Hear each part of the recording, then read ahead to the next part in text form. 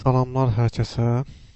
Bu videoda sizlərə React application-da env faylların istifadə qaydasını göstərəcəm. Əslində bununla bağlı bir neçə video çəkmişəm. Burada isə biraz daha dərinliyə girəcəyik. Əsas nələrə, səhvlərə, hansı səhvlərə yol verilir, onlar üzərindən bəzi nüansları göstərəcəm. White application-dan bir React application yaratmışam.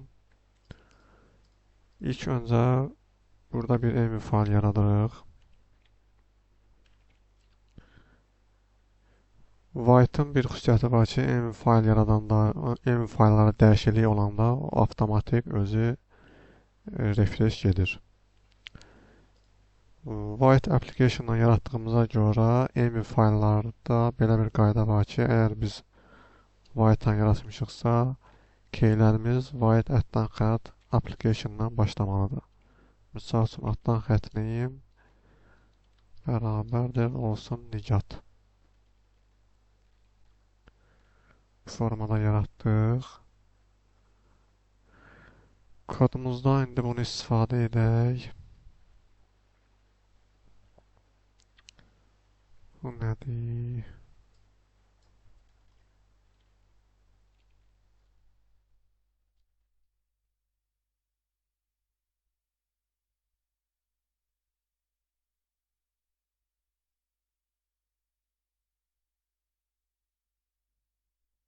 Gördüyünüz kimi keyimiz ekrana çıxdı. Buraya yazaraq env value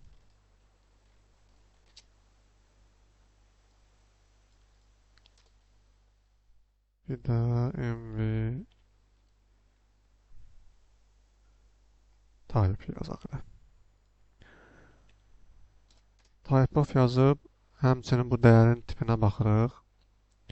Gördüyünüz kimi value'miz nicat, dəyəri tipi stringdir.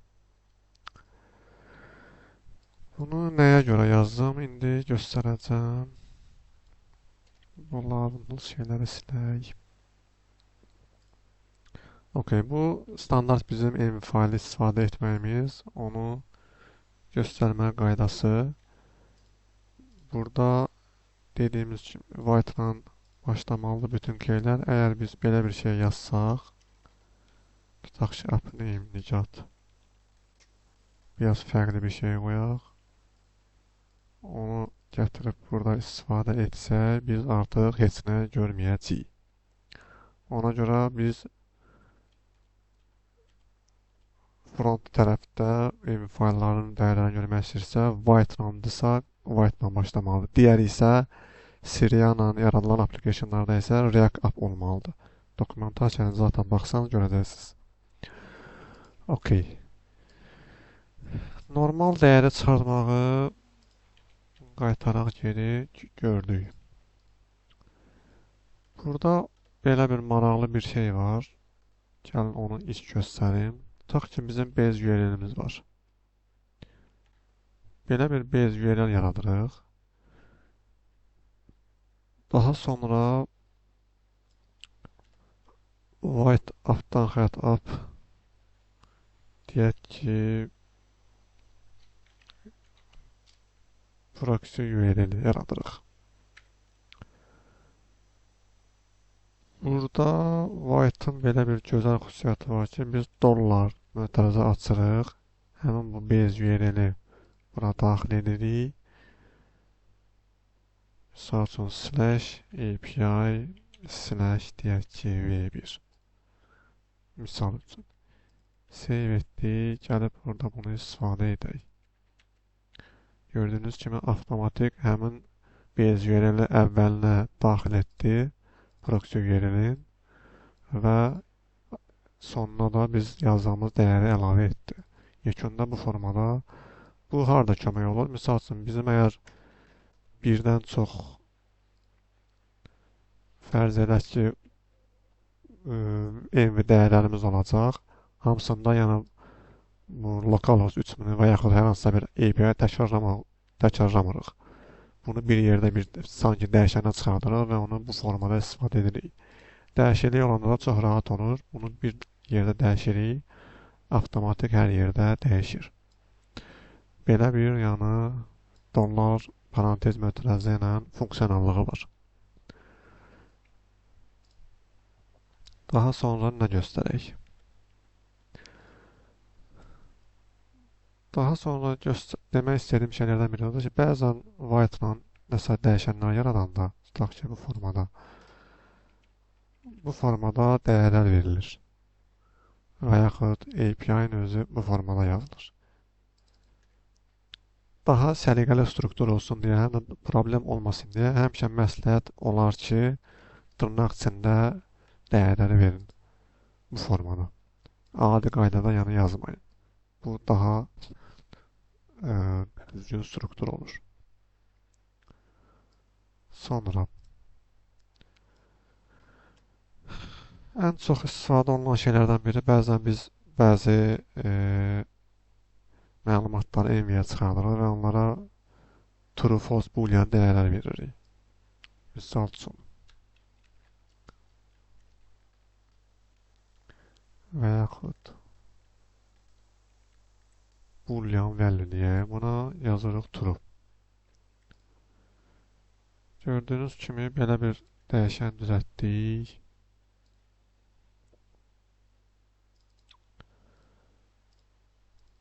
Və burada əsas mistake-lərdən biri, səhvlərdən biri nə olur? Belə bir dəyişən düzəldirlər. Ona true dəyər verirlər və bunu sanki boolean kimi başa düşürlər. Misal üçün burada həmin şeyi istifadə etsək, env dəyəri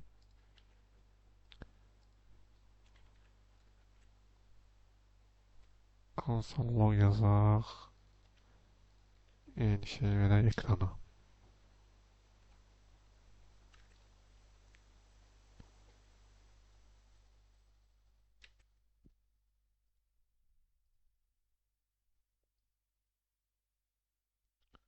Gördüyünüz kimi if şərtimiz ödəndi. Belə bir dəyəri gördü, true və konsola yazdırdı. 2 dəfə yazdırmağı da ki, yəqin ki, bəziləriniz bilirsiniz, burada strict mode açıqdır. Belə olan halda development mərhələsində kodumuz 2 dəfə çalışır. Onu aradan qaldıraq ki, o bir dəfə işləsin.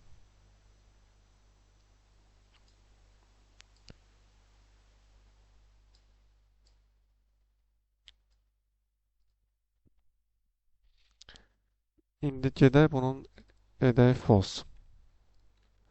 Bəziləri belə bir kod yazır və gəlir belə bir şərt yazır və fərz edir ki, bunun if şərtinə daxil olmayacaq. Amma gördüyünüz kimi mən bunu false etmişəm, amma yenə də görürsünüz ki, false dəyəri ilə if şərtinə daxil olub. Bunun səbəbi nədir? Bunun səbəbi odur ki,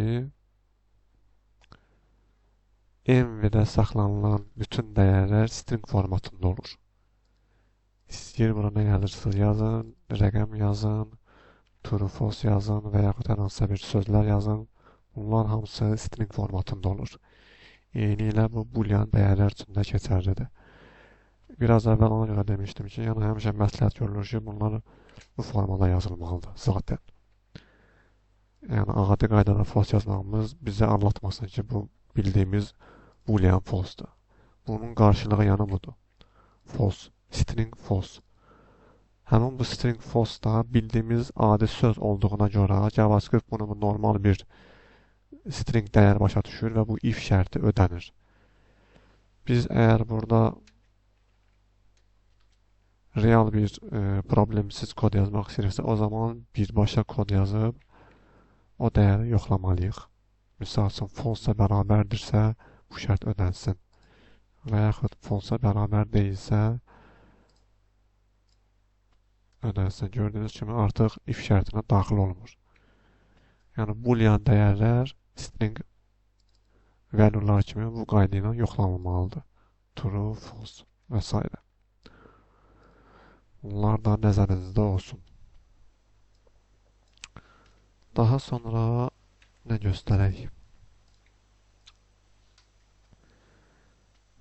Bəzən lazım ola bilər ki, biz env-də obyektlər və yaxud array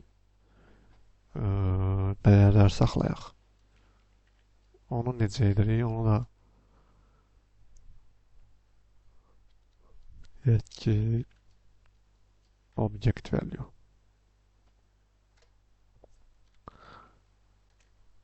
Bu qaydada belə bir şey yazmaq istəyirsiniz birdən. Bu da yəni düzgün bir şey deyil. Yenə biraz əvvəl dediyim kimi, yəni hər bir şey yəni fərz edin ki, burada dırnaq içində olacaq.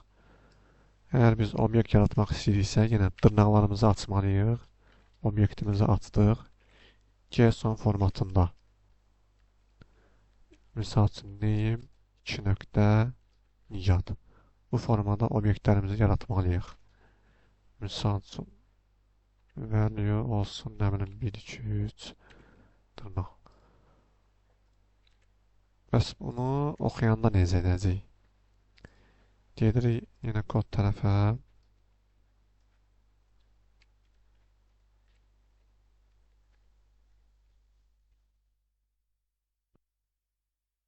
Ekrana yazdırıq həmin bu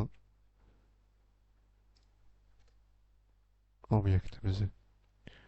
Gördüyünüz kimi həmin env-də dəyər string formatında gəldi.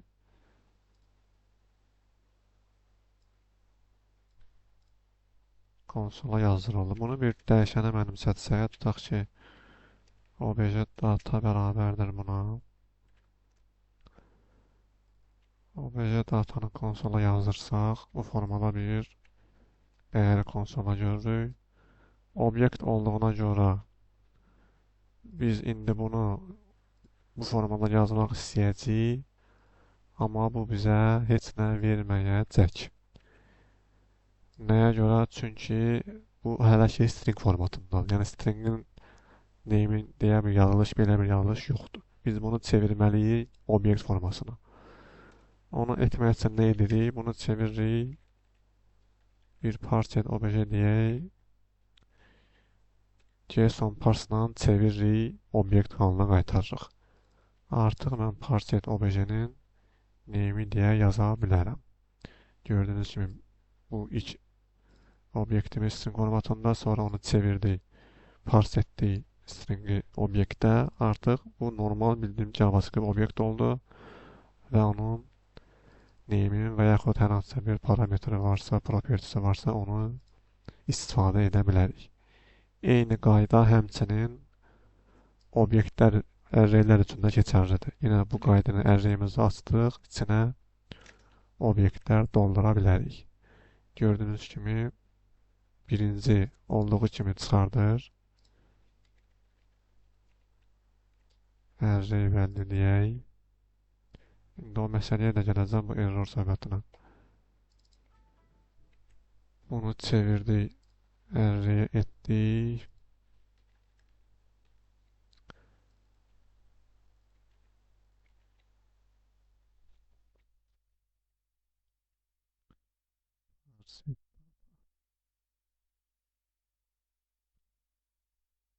Gördüyünüz kimi birinci olduğu kimi çıxardır. Çünki string dəyərdir. String formatında ekrana çıxardır. İkincidə isə çevrildi, parsetdə onu array'ə qaytardı və artıq bizim bildiyimiz normal array formatına onu çevirdi. Daha sonra artıq nə lazımdırsa filtr eləyəcəyik və yaxud nə əməliyyat eləyəcəksə ona yoğun edə bilərik. Həm obyektlər, həm də arraylər bu formada yazılmalıdır. Bu formada oxunub istifadə edilməlidir. Həmişə yaxşı olar ki, biz env-dən dəyərlərimizi üzərinə, misal üçün, parse problemə səbəb olacaq kodlardan biridir. Misal üçün, mən bunu belə bir şey etsəm, kodumuz artıq error verəcək. Çünki nə baş verir? Array datamız oldu undefined, gördüyünüz kimi, və parse undefined eləyəndə artıq errora səbəb olur. Ona görə həmişə yaxşı olar ki, biz env-dən hər hansısa bir məlumatı gətirdi, tutaq ki, mənimsətdiyi bir dəyişən array dataya. Burada artıq biz parse edəcəksə və yaxud nəsə digər bir əməliyyat edəcəksə, yaxşı olar ki, if şərtlə həmin o array data yoxlanılsın. Çox sadə, yəni array datamız varsa bu əməliyyatlar baş versin. Artıq gördüyünüz kimi kodumuz error vermir. Array datamız olur undefined.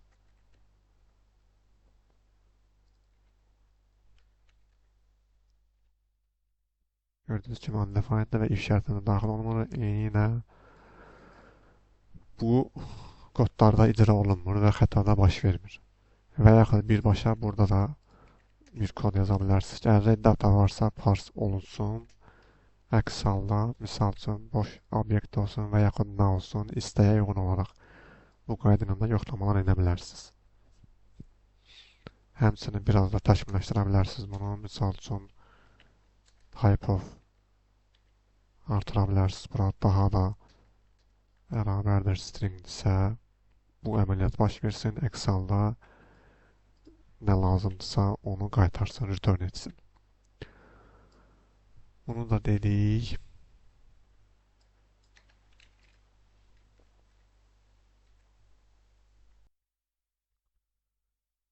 Daha sonra kommentlər də burada diyezlə yazılır. Misal üçün biz bu line komment atmaq istəyirsə qabağına bir diyez atırıq. Bu formada artıq bu line komment olunur, görünmür. Həmçinin yaxşı olar ki, burada da misal üçün nəsə bir daha çox, birdən çox dəyərləriniz olacaqsa qruplaşdırma edəsiniz. Qruplaşdırma da adətən misal üçün belə bir yanlış olur, səliqəli.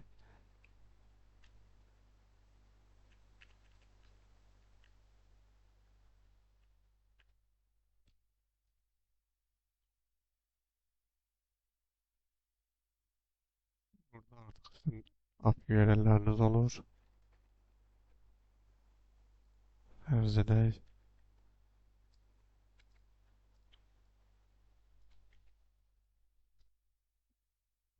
Deyək ki, credentiallarınız olur.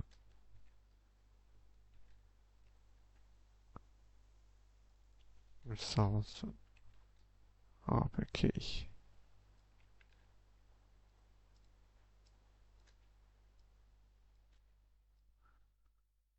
Bu formada yəni quraşdıra gedirsiniz, qruplaşdırırsınız və env faylınız səliqəli struktur şəklində olur. Həmçinin misal üçün digər istədiyiniz adlar verə bilərsiniz və s. Okey. Daha sonra belə bir məlumat da deyim. Əgər React tərəfdə işləyirsinizsə, React application-la, yəni front tərəfdə env fayllarda biraz diqqətli olmaq lazımdır. Maksimum çalışmaq lazımdır. Sensitiv məlumatlar burada baxmayaraq ki, yəni env dediyimiz security keyləri saxlamaq üçün, amma diqqət etmək lazımdır ki, white app ilə başlayanlar və yaxud React application ilə başlayan keylərimiz front tərəfə expose olunur. Yəni artıq front tərəfdə onlar görünür. Bu da misal üçün görünə bilər, yəni nümunələrdən biri. Misal üçün fərz edək ki, bizim white app ilə başlayan bir token keyimiz var, bir də deyək ki, URL-imiz var. Və mən onu istifadə edirəm həm UI-da, HTML sitəsində, həm də fərz edək ki, bir API çağırıram, həmin tokeni istifadə edirəm. Daha sonra mən bu layihəni build etdikdə gördüyünüz kimi this index.js. İndi həmin bu tokeni mən burada axtarsam, gördüyünüz kimi expose olunur artıq JavaScript faylının içinə. Həmçinin bu domenidən də axtarsaq burada, gördüyünüz kimi həmin domen 400 API. React app ilə başlayan şeylər yəni build olunur, JavaScript faylı expose olunur və onlar artıq front tərəfdən oxuna bilər. Ona görə maksimum sensitiv dataların burada yer almasına diqqətli olmaq lazımdır. Best praktik burada odur ki, o formada sensitiv data olanda backend tərəfdə yerləşdirilməli, yazılmalıdır həmin o sensitiv keylər və misal üçün API request atıb bu keyləri əldə edə bilərsiniz. Bu barədə araşdırma da etsəz, görəcəksiniz ki, yəni best praktik nədir sensitiv dataların saxlanmasında. Hələ ki, bu qədər. Ümidvaram faydalı olacaq. Hələlik sağ olun, növbəti videolarda görüşənədək.